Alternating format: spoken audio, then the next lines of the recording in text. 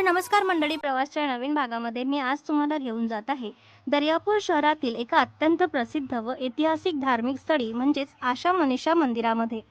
चंद्रभागेच्या काठावर बसलेल्या या मंदिराची खासियत म्हणजे नवरात्र उत्सवाच्या काळात इथे अखंड ज्योत प्रज्वलित केली जाते।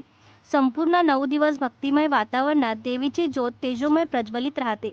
मंदिराच्या प्रवेशद्वारावर 2 भव्य सिंहाच्या मूर्ती आहेत, जणू काही त्या माता राणीच्या मंदिराचे रक्षण करत उभ्या आहेत। हे सिंह मंदिराची शोभा वाढवतात आणि भक्तांमध्ये एक विशेष श्रद्धा व भक्तिभाव निर्माण करतात। नवरात्र उत्सवाच्या दिवसात इथे रोज सकाळ संध्याकाळ आरतीला मोठ्या संख्येने भाविक उपस्थित राहतात।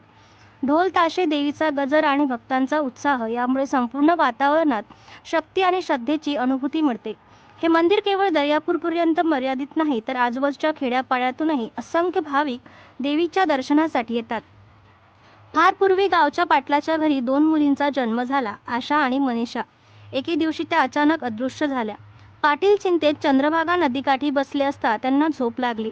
स्वप्नात देवी प्रगट होऊन म्हणाल्या, तुझ्या नशिबात संतती सुख नव्हतं, पण आम्ही प्रसन्न होऊन तुझ्या घरात मुलींच्या रूपात जन्म घेतला। दृष्टांत मिळाल्यावर पाटलाने खोदकाम केलं आणि त्यातून 2 मुखवटे सापडले। याच ठिकाणी मंदिर बांधून गाभाऱ्यात देवीची स्थापना करण्यात आली आहे। दर नवरात्रामध्ये इथे शेकडो दिव्यांनी अखंड ज्योत प्रज्वलित केली जाते। दिव्यांच्या वाता शेंगदाण्याच्या तेलात भिजवून प्रज्वलित केल्या जातात। दररोज भाविकांना साबुदाणा खिचडीचा प्रसाद वाटला जातो। अनेक भाविक भक्त या ठिकाणी खूप आशेने येतात।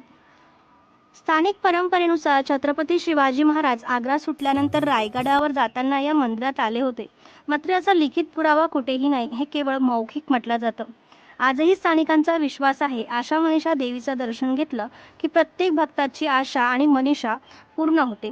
या ठिकाणी हे मंदिर 800 वर्ष जुनं असं म्हटलं जातं। व्हिडिओ आवडल्यास व्हिडिओला लाईक, शेअर आणि कमेंट करायला विसरू नका। तोपर्यंत भेटूया एका नवीन प्रवासामध्ये। तोपर्यंत बाय बाय।